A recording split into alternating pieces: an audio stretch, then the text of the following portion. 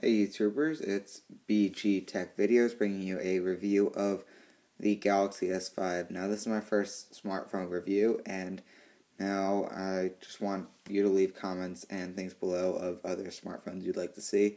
And if I have them, I'll review them. If I don't, which I probably won't, I will do reviews on them through a picture or through just a description of me talking about it. Alright.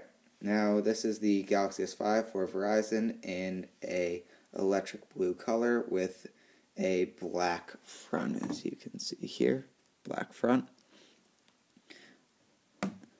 I've been using this phone for 4 months now, and I gotta say, I'm definitely not in love.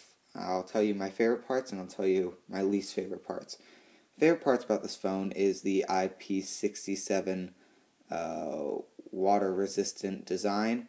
I gotta say, I really like that design in the phone, and I wish more smartphone companies would make that. And that's definitely a nice feature to have. Another thing I like about this phone is its screen. It has a beautiful 5-inch display, and I gotta say, it's just nothing to not like about it. It's AMOLED, and it's beautiful. I mean, it's a great display, perfect size in my opinion, and yeah. So another thing I like about this phone is its thin bezels, as you can see over here.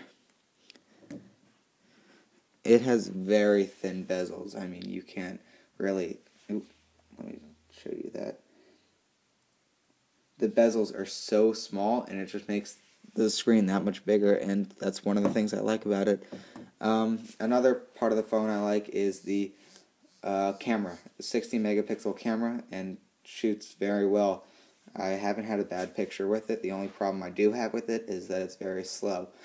Another thing I like about this phone is that it has the ultra power saving mode feature. I think that's a great feature to have, whether or not you use it a lot. I think it's a nice feature, nice little touch that Samsung added. Another part about this phone that I like is actually shockingly part of the build.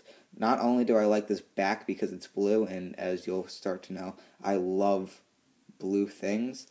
I really like, let me show you, the back a lot. And even though it's made out of plastic, I think those dots and that kind of not really leathery, but not really plasticky kind of feel makes it really grip nicely in the hand, and that's one of the things I like about this phone. Now, let me go to the dislikes of this phone.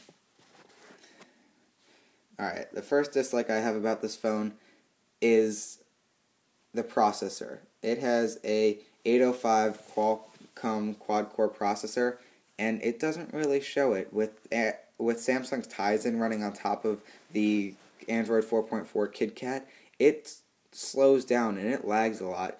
As you can see, if you have this phone, if you try opening up Gallery, it takes at least 2 seconds to open it, and that might not sound like a lot of time, but that's a lot of time for a phone that has this high of a processor, and I gotta say, it's pretty annoying. Another thing that bothers me and I don't like about this phone is two of its main features that made it a pretty good seller. Made it sell pretty well at first, and that's the heart rate sensor and the fingerprint sensor. For the fingerprint sensor, it doesn't work that often, and to add on to that, you have to swipe your finger. With Touch ID, you can place it down and it's done. You have to swipe your finger across the home button, and that's annoying, and it's also, unless you have giant hands, it's more than likely a two-handed operation. And to me, I don't think that's necessary to have in your phone if it's going to be that big of an annoyance to try to activate it and swipe your finger. And it barely even works too, so Samsung really messed up there in my opinion. The other feature is the heart rate monitor. To have it on the back of your phone, you should probably perfect it before you put it back there. And I gotta say, it's definitely not perfected. It doesn't work that often. You need to keep completely still for at least 25 seconds, and it's not really, I don't understand why they'd want it there. I mean, there are some health freaks that would probably want it, but wouldn't they already have a heart rate sensor on their wearable first? So that just kind of confused me there, and I don't think it was necessary. But those are just my opinions. Another problem I have with this phone is its build. Although I said that the back was very nice, this has one of the worst builds of a smartphone. These edges right here, that's plastic. To have a $200 smartphone, well, $200 on contract smartphone, be made out of plastic just isn't really right. I mean, you have the iPhone 6 out right now that has a beautiful aluminum design, and that's $200. So why is this $200 still and made out of plastic? It dents easily, it chips easily. I mean, I haven't chipped mine yet, but it's still not that good of build quality. And I don't think it's worth it to have that in a smartphone.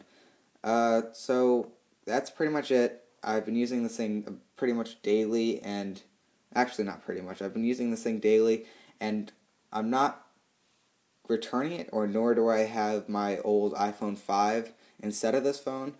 But I don't think Samsung did as good of a job as the numbers say Samsung did with this phone.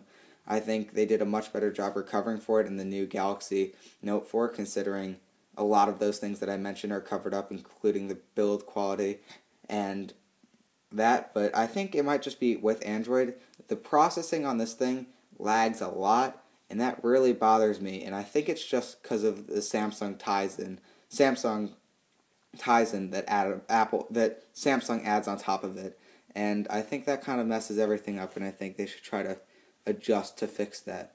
So that's my review of the Galaxy S5. Leave your comments down below of any videos you would like to see. And, yeah, thanks for watching.